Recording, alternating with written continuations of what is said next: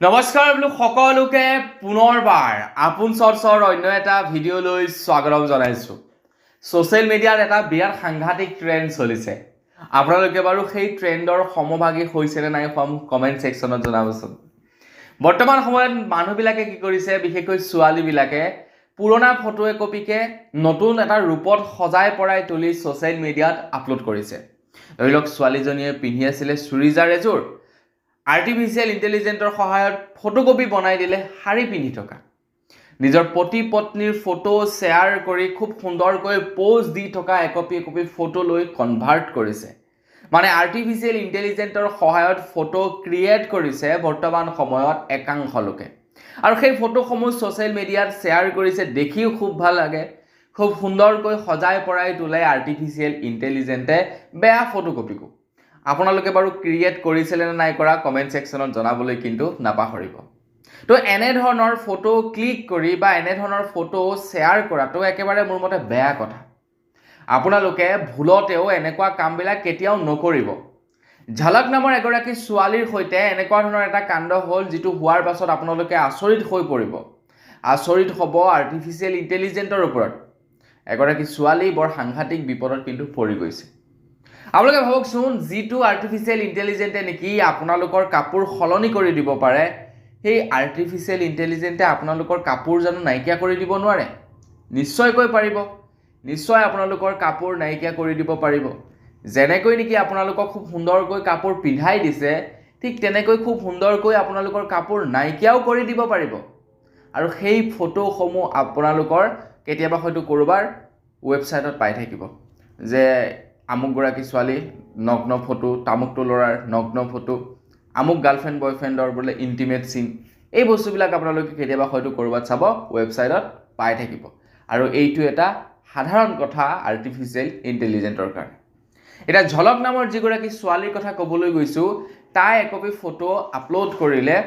Photocopy আছিলে কি, তাই হাত দীঘল চুৰিজাৰ পিন্ধি আছিলে, আৰু তেখেতে মানে কামান দিলে আৰ্টিফিচিয়েল ইণ্টেলিজেন্টক যে মোক এই ফটোকপি এখন শাৰীৰ সৈতে মানে শাৰী পিন্ধি থকা একপি ফটো দৰকাৰ। আৰ্টিফিচিয়েল ইণ্টেলিজেন্টে খুব সুন্দৰকৈ ছোৱালীজনীক শাৰী পিন্ধি থকা ফটো একপি দি দিলে। ইমানলৈকে ঠিকেই আছিলে, চবেই ইমানটো কাম কৰিছে, চবেই ইমানখিনি কাম কৰিছে।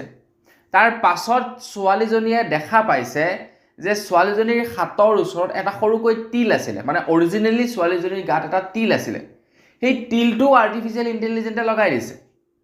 এতিয়া প্ৰশ্নটো হ'ল কি, ছোৱালীজনীয়ে হাত দীঘল চোলা পিন্ধি ফটোকপি আপলোড কৰিছিলে, সেই ফটোকপিক এখন শাৰী পিন্ধি থকা ফটোলৈ কনভাৰ্ট কৰিবৰ কাৰণে।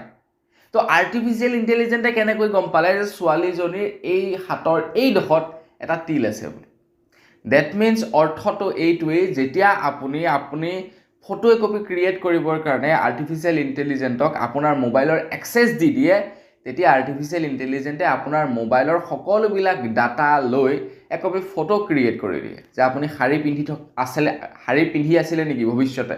যদি শাৰী পিন্ধি আছিলে, কেনেকুৱা লাগিছিলে? আপোনাৰ দেহৰ কোনটো পাৰ্টছ কেনেকুৱা? তো এই বস্তুবিলাক মানে সিহঁতে এনালাইজ কৰি ষ্টাডি কৰি আপোনাৰ একপি ফটো দি দিয়ে। অকল সেয়াই নহয়, আৰ্টিফিচিয়েল ইণ্টেলিজেন্টে আপোনাক আজিয়ে যে ফ'ল' কৰিছে তেনেকুৱা নহয়, বহু দিনৰে পৰা ফ'ল' কৰি আহিছে। আপোনাৰ মোবাইলত কেনেকুৱা ফটো ক্লিক হৈছে, আপুনি কেনেকুৱা টাইমত কেনেকুৱা বিহেভ কৰে, আপুনি কেনেকুৱাকৈ থাকি ভাল পায়, আপুনি ক'ৰ হয়, আপোনাৰ দেউতাৰ নাম কি, মাৰ নাম কি, এই বস্তুবিলাক মানে আৰ্টিফিচিয়েল ইণ্টেলিজেন্টে সকলোবিলাক ফ'ল' কৰি থাকে। আপুনি সুধি চাবচোন আপোনাৰ নামটো আৰ্টিফিচিয়েল ইণ্টেলিজেন্টক, বা আপোনাৰ গাৰ্লফ্ৰেণ্ডৰ নামটো, আপোনাৰ বয়ফ্ৰেণ্ডৰ নামটো, আপোনাৰ মাৰ নামটো, আপোনাৰ দেউতাৰ নামটো, আপোনাৰ ঘৰ ক'ত, এই বস্তুবিলাক আপুনি সুধি চাবচোন আৰ্টিফিচিয়েল ইণ্টেলিজেন্টক। কিন্তু সেই এপছটো বহু দিনৰে পৰা আপোনাৰ মোবাইলত ইনষ্টল হ'ব লাগিব। তো আপুনি সুধি চাবচোন, আপোনাক খুব সুন্দৰ উত্তৰ দি দিব আৰ্টিফিচিয়েল ইণ্টেলিজেন্টে। ঠিক তেনেকুৱা কথা। গতিকে এই আধুনিক প্ৰযুক্তিবিদ্যাবিলাক ভাল, কিন্তু এক প্ৰকাৰে বেয়াও। গতিকে সাৱধান থাকিব এআইৰ পৰা, নহ'লে কিন্তু বিপদত পৰিব। এআইৰ দ্বাৰা ফটো ক্ৰিয়েট কৰি ঝলক নামৰ ছোৱালীজনী এতিয়া বিপদত পৰি আছে। কোনদিনাখনি কাপোৰ খোলা ভিডিঅ' বনোৱা ট্ৰেণ্ড চলি যাব, মানুহে বনাব, তাৰপিছত শ্বেয়াৰ কৰিব, আপোনালোকে পাত্তাই নাপাব। তো বন্ধু বান্ধৱীসকল, বছ আজিৰ ভিডিঅ'ত জনাবলগীয়া খবৰ ইমানকেইটাই আছিলে। খবৰকেইটা জানি আপোনালোকৰ কেনে লাগিলে কমেণ্ট ছেকশ্যনত জনাব। যদি ভাল লাগিলে লাইক এটা কৰিব, চেনেলটো ছাবস্ক্ৰাইব কৰা নাই ছাবস্ক্ৰাইবটো কৰি ল'ব। পুনৰ এটা লগ পোৱাৰ খালি বিদায় মাগিছোঁ। ধন্যবাদ। জয় অসম।